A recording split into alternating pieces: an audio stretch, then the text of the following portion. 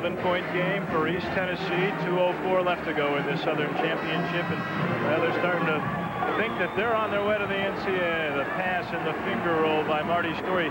That's his only points in the game, Terry. And what a marvelous second half for East Tennessee. Timeouts. The Moccasins only have one left. They both have 8, so it's 1-1 situation. And Chattanooga's got the arrow. That's about the only thing going their way. What happened here in the second half to turn this thing around so heavily to East Tennessee State's advantage? Well, I think Mac McCarthy had a great game plan. His team came out, executed it extremely well, played very physically, and I think maybe East Tennessee State was surprised at how tough they were. In the second half, I guess Alan LaForce really did a great job at halftime of telling his youngsters what it was going to take to win this game. That 3 by Treach was blocked.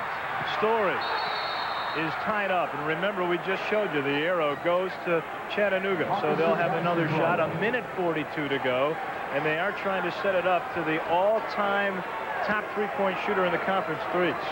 Well, again, you see the tremendous turnaround. Threets has not been a factor, particularly from three-point range, and the field goal percentage, 29%. That's exactly what East Tennessee State shot in the first half. Isn't that amazing? I mean, you're talking a complete role reversal from the first half to the second, but the championship teams come to play in the second. And there's a nifty steal by Niblett, and he's played a big role down the stretch here. What defense East Tennessee State has played. They blocked a three-pointer on that last possession as well as made the steal.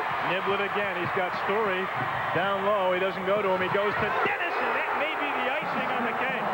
Again, almost the exact same play. That time Story made the clear out, which Halford had done for him earlier, which allowed Dennis to get in for the dunk. 24 for Dennis. He'll probably be the tourney MVP. The force by Brooks. No, but look at him fight.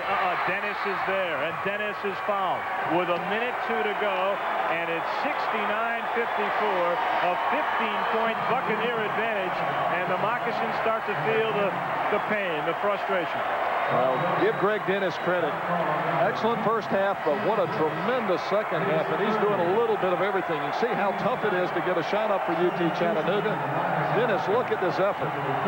One time he goes after it, the second time we've seen him go after it sometimes 3 and 4 times if that's what it took to get the job done. He's got my vote for MVP. Shane Neal will come back in. He played sparingly in the first half, and out goes Larry Stewart.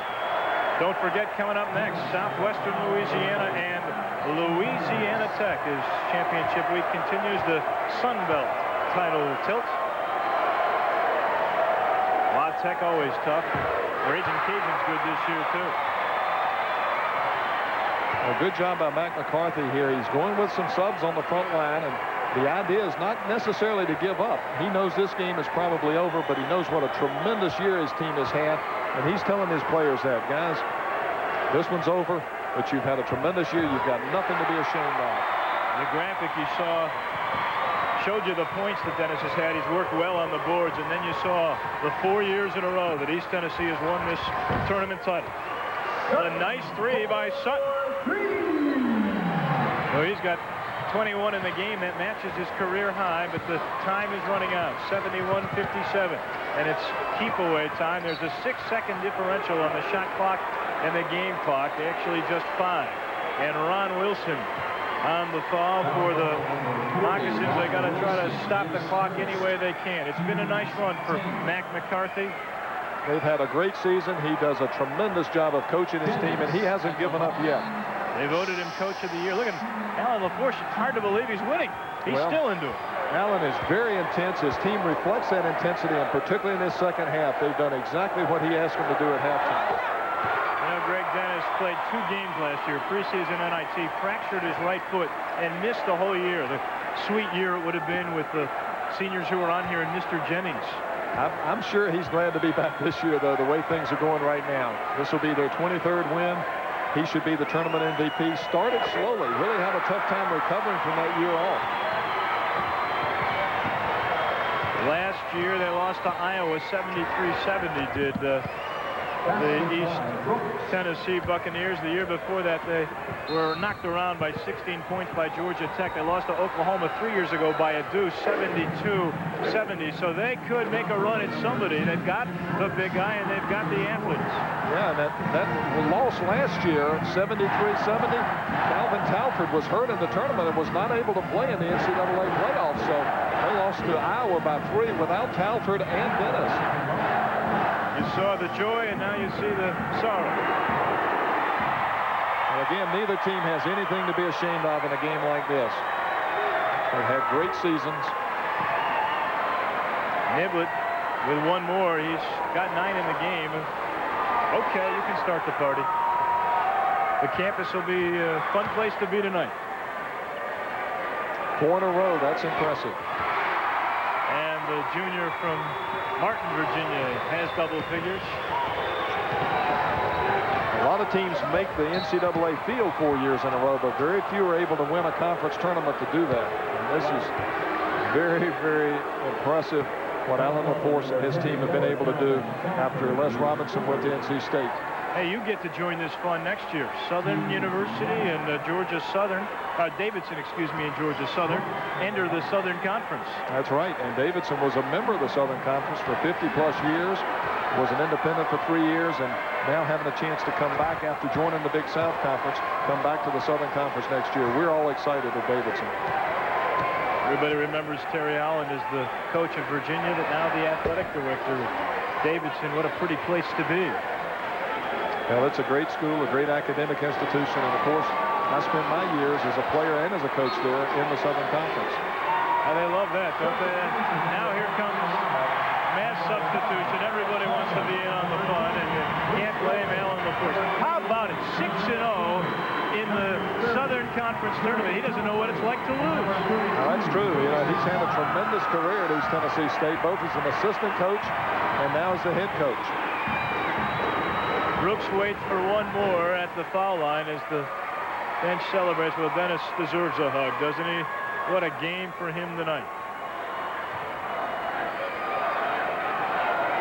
21 ticks left in the game. We'll just play out the string.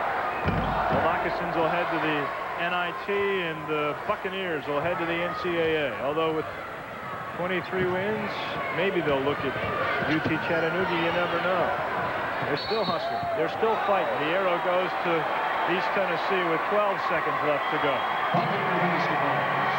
Of course, it would have been very easy for Eric Palmer just to let him have the basketball and go down to the other end and let the clock run out, but he was still fighting and making a play on it himself. And some more of the reserves come in.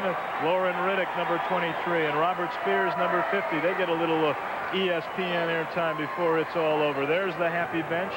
Marty Story and Riddick. An air ball out of bounds with 8 seconds to go. It'll belong to the Moccasins for one last gasp.